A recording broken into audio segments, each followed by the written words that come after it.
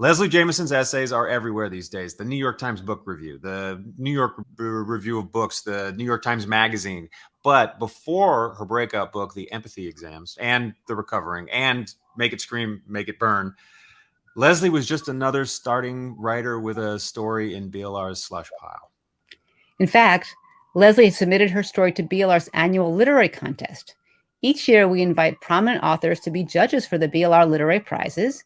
And for the 2008 Literary Prizes, the judges were Rick Moody, Marie Howe, and Richard Selzer.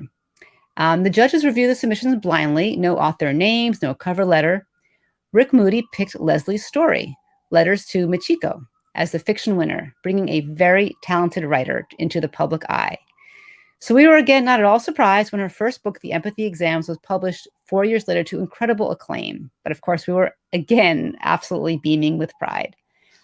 We're also delighted that Leslie has agreed to read a short excerpt from her prize-winning story, Letters to Michiko.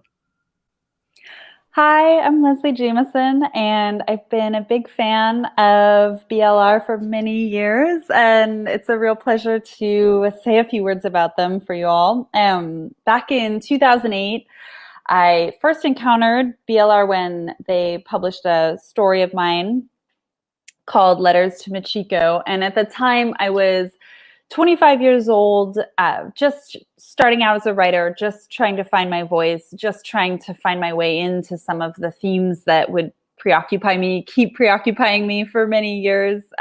Things like intimacy, estrangement, how we sort of tell ourselves stories about the people in our lives, and then if we're listening and if we're honest, keep complicating those stories about who they actually are, and also the ways in which our lives are kind of run roughshod by substance dependence, and certainly the ways in which like physical suffering and the frailty of the human body like brings us together, divides us. And what was fascinating about looking back at this story, Letters to Michiko, which is now almost 15 years old, is that all of these things that have been part of my work for a long time were really present in this story. And I think some of what I've been drawn to and really admired about the work that BLR is doing and the place they've carved for themselves in the literary world and the medical world and this wonderful space of bridging between those worlds is that they provide this incredible incubator for people to think through in complicated,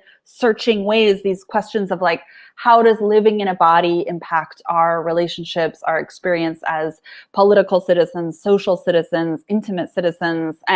The magazine and the community that has formed around the magazine and the writers who do their work and form editorial relationships around that kind of hub, all of this creates this space in which people can think about these like endless, infinite questions in really rich and nuanced ways. So ever since my own encounter with BLR and my intense feelings of gratitude for like being seen and witnessed and given a platform at this time in my own writing life when I was really not sure whether anybody wanted to hear what I had to say. Beyond that kind of personal gratitude, I feel a real gratitude as a writer and a literary citizen for the work that BLR has done for a long time and continues to do. And I am just a huge supporter and fan and grateful to be part of their ecosystem. I am excited to read just a couple of pages from a story, I'm going to hold it up, that was in the 2008, one of the 2008 issues of the Bellevue Literary Review. And it's a story called Letters to Michiko. These are just the first few sections. God knows my father did his share of speed, but it was the smoking that finally got him. Cancer filled his lungs with little tumors like blueberries clotted between his ribs. A social worker called me up to tell me he wasn't going to live much longer. Her name was Vedra. I hadn't seen my father since another social worker, a woman whose name I couldn't remember, moved me into foster care when I was 11 years old. Now I was living in sin and scandal with my foster sister Tammy, a woman I no longer loved. I'd worshipped her as a sister, felt the burden of our foster blood between us like a taunting, if only, and now this. We lived as lovers, and I just wanted a sister again. She worked afternoon shifts at a frozen yogurt parlor, and this parlor always said with something like pride, and nights at a hospital. She wanted to help, she said, but after a month she was just disgusted by their bodily functions and their monologues, the secretions of their dying. Vedra barely introduced herself. She said, "Your father's health has taken a turn for the worse. He wants to see you." She sounded breathless and excited, like a little girl making a prank call.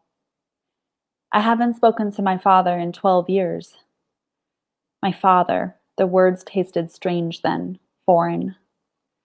"Your father is dying," she said. "You should know that."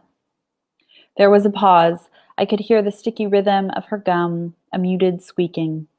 "He asked to see me?" "He said he wanted to see his son. He didn't use your name." I surprised myself by buying a plane ticket, though Tammy didn't seem surprised at all. It seemed she knew me better than I knew myself, or else she didn't know me at all. "He's your dad," she said. "It makes sense." "We're not talking about a guy I remember fondly." "Sure you do," she said. "Sometimes." When we were teenagers, she'd always complained about her own parents, couldn't understand how they might serve as a refuge to anyone.